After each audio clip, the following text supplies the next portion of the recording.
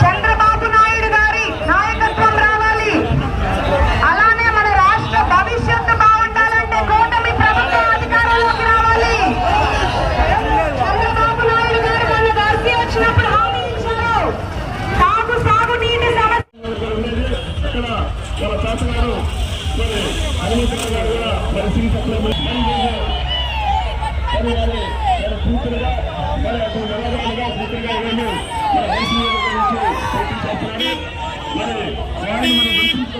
బాధ్యత మన అందరిపైన ఉంది. లోకల్ నాన్ లోకల్ ఎందుకంటే ప్రకాశం జిల్లాలోని ఎద్దరిపూడి కూడా మన ప్రకాశం జిల్లా అందులోని మరి మనందరం కూడా మరి గుర్తించుకోవాల్సినటువంటి మరి అవసరం ఉంది. కాబట్టి లోకల్ రైల్లో కలిగే విషయాన్ని మరి ఎవరు విమర్శించిన అందరూ లోకల్ అనే విషయాన్ని మనం గుర్తుపెట్టుకోవాలని మీ అందరూ కూడా తెలియజేస్తా ఉన్నాను. రేపు 13వ తారీఖు జరిగే ఎన్నికల్లో తెలుగుదేశం పార్టీ మరి జనసేన బీజేపీ కూటమి అభ్యర్థిగా తెలుగుదేశం పార్టీ అభ్యర్థిగా పోటీ చేస్తున్నటువంటి మరి లక్ష్మీ గారిని మరి ఈవీఎంలో రెండో మరి గుర్తులు మీరు అందరూ కూడా గుర్తించుకొని రేపు నొక్కి మరి అత్యధిక మెజార్టీ దర్శనం కూడా తెప్పించాలి. అదేవిధంగా మాగుంట శ్రీనివాసరెడ్డి గారు వారు మనందరికీ మరి తెలుసు పార్టీలు పనిచేసేటటువంటి వ్యక్తి, వారిని కూడా గెలిపించుకోవాల్సిన బాధ్యత అందరిపైన ఉంది. కాబట్టి 13వ తారీఖు జరిగే ఎన్నికల్లో రెండు కూడా సైకిల్ గుర్తుపైన ఓటు వేసి మరి గుణం వేయించి అత్యధిక మెజార్టీ గెలిపించాల్సిందిగా మీ అందరినీ కోరుకుంటూ సెలవిస్తున్నాను.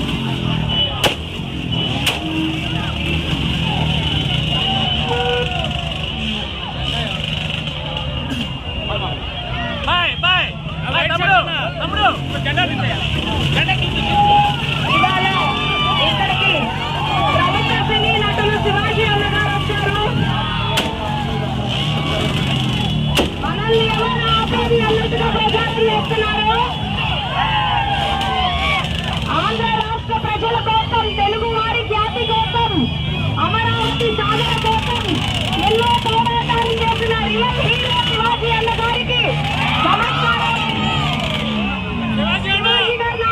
మాట్లాడతారు. కలిసి కావాల్సిందే. ఇదే కలిసిలో మా గట్టిపాటి లక్ష్మి ఈ ఆడబిడ్డ ఈ రోజు ఇదే కలిసిలో నిలబడ్డారు. ఇంతకు ముందు ఎవరు నిలబడ్డారో ఎవరు నిలబడలేదో నాకు తెలియదు. కానీ ఈ ఆడబిడ్డ మీ అందరి కోసం ఈ ప్రాంతానికి వచ్చి మీ అందరికీ సేవ చేయడానికి వచ్చారు. ఈ కుటుంబం ఏనాడు దోచుకోలేదు. ఈ కుటుంబం ఏనాడు ఎవరిని మోసం చేయలేదు. మీకు సేవ చేయడానికి వాళ్ళ బ్లడ్ లోనే ఉంది సేవ చేసే గుణం. అలాంటి మహిళని మీరు మీ ఇష్టం వచ్చినట్టు మాట్లాడితే భయపడతారంటున్నారంటే భూసేపల్లి వారు. ఇక్కడ పల్నాడులో ఎవరికి భయపడే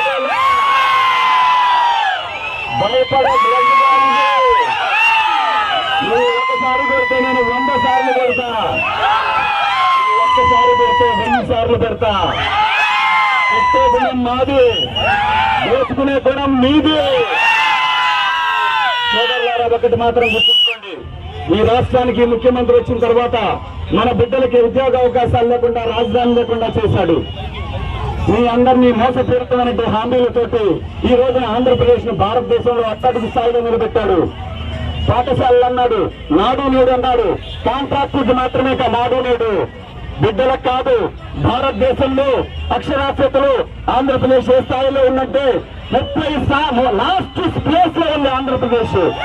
నా రాష్ట్రంలో విద్య చాలా బాగుంది చూస్తున్నారన్నా, నా రాష్ట్రం విద్య చాలా బాగుంది అన్నారు. మరి కేంద్ర ప్రభుత్వం పార్లమెంట్ లో అనౌన్స్ చేసింది, ఆంధ్రప్రదేశ్ లో చదువుకున్న వాళ్ళు 30% మంది ఉంటే నాడు నేడు అని పెట్టినటువంటి గిరి ఎందుకు చదువుకున్న వాళ్ళకి ఉద్యోగాలు అక్కడ ఉన్నాయి. ఇంజనీరింగ్ కాలేజ్ నుంచి ప్రతి సంవత్సరం 2 మంది బిడ్డలు వస్తున్నారు. 5 సంవత్సరాల్లో 10 లక్షల మంది బయటకు వచ్చారు. ఏం చేశారు జగన్ గారు? మీరు ఒక ఉద్యోగం క్రియేట్ చేశారా? అదేమంటే నిన్న రజనీకాంత్ అనే ఒక ఫేక్ జర్నలిస్ట్ పెట్టి ఇంటర్వ్యూలో ఏమన్నావు? అభివృద్ధి అంటే గొర్రెలు పెంచుకోండి, అభివృద్ధి అంటే మేకలు పెంచుకోండి, అభివృద్ధి అంటే మంగళ షాపులు పెట్టుకోండి, అభివృద్ధి అంటే బజ్జీల బండి వేయండి. తిరుగుతున్నారు వీళ్ళందరూ. సినిమా చేస్తే 100 కోట్లు లీగల్ మనీ 100 కోట్లు క్లాసిఫైడ్ మనీ. కానీ మీరు ఈ రోజున ఆంధ్రప్రదేశ్ ని అనుబంధంగా దోచుకున్నారు ముఖ్యమంత్రి గారు. ఇక రైతుల విషయానికి వచ్చాడు, అన్నీ అయిపోయినాయి, మొత్తం సర్వం దోచేశాడు. ఆఖరికి నా అక్క చెల్లెమ్మల్ని కోటీశ్వరులు చేస్తానన్నాడు. 5 సంవత్సరాల్లో ఎంతమంది కోటీశ్వరులు అయ్యారు? నా అక్క చెల్లెమ్మలు చెప్పండి, ఎంతమంది అయ్యారు అక్క చెల్లెమ్మలు కోటీశ్వరులు? కోటీశ్వరులు కాదు కదా, మీ బిడ్డలకి కూడు పెట్టే పరిస్థితి కూడా ఉండదు. ఇంకోసారి ముఖ్యమంత్రి నన్ను బిడ్డ గుర్తుపెట్టుకోండి. నేను ఎవరిని భయపెట్టగా, ఎవరికి పదవులు బీసీలకు ఇవ్వాలనే ఉద్దేశం మీకు లేదు. మొత్తం కులం గురించి, మతం గురించి. మిస్బా అనే ఒక చిన్న పిల్లని మీ వైఎస్ఆర్సీపీ నాయకుడు కూతురు కంటే ఎక్కువగా చదువుతుందని చెప్పి ఆ ముస్లిం బిడ్డని పట్టణ పెట్టుకున్నటువంటి పార్టీ మీ వైఎస్ఆర్సీపీ పార్టీ. ముస్లింలను ఎగబడుతుంటాడు. నంద్యాలలో ట్రాక్ మీద సూసైడ్ చేసుకున్న ఆ ముస్లింస్ ఎందుకు చేసుకున్నారో వీడియో పెట్టాడు. ఆ రోజు ఏమైపోయింది? సోదరులారా, గుర్తు పెట్టుకోండి, ఈ ముఖ్యమంత్రిని గాని ఈ అభ్యర్థులను గాని మళ్ళీ మీరు ఎన్నుకుంటే మన సమాధిని మనమే కట్టుకున్నట్టు, ఈ ప్రాంతాన్ని బంగాళాఖాతంలో కలిపినట్టే గుర్తుపెట్టుకోండి. ఇదే ఆఖరి అవకాశం. ఈ అవకాశం పోతే మాబోటోళ్లు కనపడతారో లేదో తెలీదు. అలాగే ఎవరెవరైతే ప్రజల గురించి మాట్లాడతారో వాళ్ళెవరూ కనపడరు. మీకు పర్వాలేదు, మాకు ఇచ్చే 1000-2000 చాలు, మా జగనన్న మేము అనుకుంటారా? మీకు దండం, మీ జగనన్నకు దండం, మీ సాగు మీరు చావండి, మమ్మల్ని మాత్రం చంపేయండి అనేది మాత్రం ఒకటే మిగిలి ఉంటుంది. గుర్తుపెట్టుకోండి సోదరులారా, ఏ ఒక్క ఓటు కూడా అయిపోవడానికి వీలదు. ఊరు కదలాలా, రాష్ట్రం కదలాలా. రాత్రి 2 అయినా సరే పోలింగ్ బూత్లోనే ఉండండి. ఒక పూట తినకపోతే ఏ కంపెనీ మనకు జీవితాంతం మీకు బుద్ధి లేకుండా పోతుంది. కాబట్టి ఒక రేపు తినకపోయినా పర్వాలేదు, నిలబడండి. 100,000-1,00,000 కోట్ల ఓట్లు జగన్మోహన్ రెడ్డి గుండెల మీద గుద్దండి. ఆంధ్రప్రదేశ్ కాపాడుకుందాం. ఈ ల్యాండ్ టైటిల్ యాక్ట్ అనేది చంద్రబాబు నాయుడు గారు వచ్చిన మరుక్షణం తీసివేస్తానని చెప్పి హామీ ఇచ్చారు. అలాగే ఈ రాష్ట్రంలో దాదాపు 1,00,000 ఎకరాల్లో చుక్కల భూములు అనేది ఉండేవి. ఆ చుక్కల భూములు 3 లక్షల ఎకరాలు నేను ఫైల్ చేసి చంద్రబాబు నాయుడు గారితో 3 లక్షల ఎకరాలు రెగ్యులరైజ్ చేయించాను. అది నా ఘనత. ఆ 3 లక్షల ఎకరాలు వచ్చిన వాళ్ళకు కూడా ఈ రోజు మీరు బ్యాంకుల్లో తాకట్టు పెట్టుకోవడానికి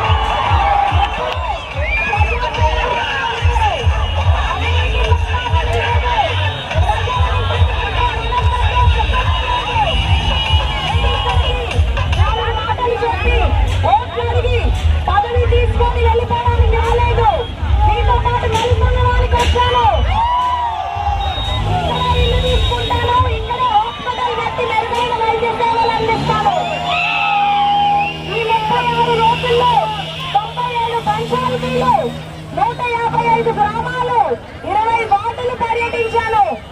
ఎంతో చక్కగా నా వెంట ఉండి ప్రజలందరూ పగలనక రాత్రులక ఎండనక వాననక నా వెంట వచ్చారు. నన్ను మీ ఇంటి అమ్మాయిగా ఆదరించారు.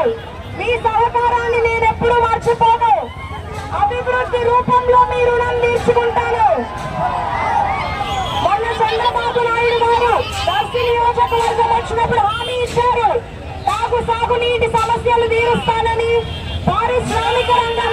అభివృద్ధి చేస్తానని, రోడ్లు వేపిస్తానని, పాడి పరిశ్రమ రైతులకు అండగా ఉంటానన్నారు. డ్రైవింగ్ స్కూల్ పూర్తి చేస్తామన్నారు. దర్శి నియోజకవర్గం అభివృద్ధి బాధ్యత నాది. చంద్రబాబు నాయుడు గారిని ముఖ్యమంత్రి చేసే బాధ్యత మీ అందరిది.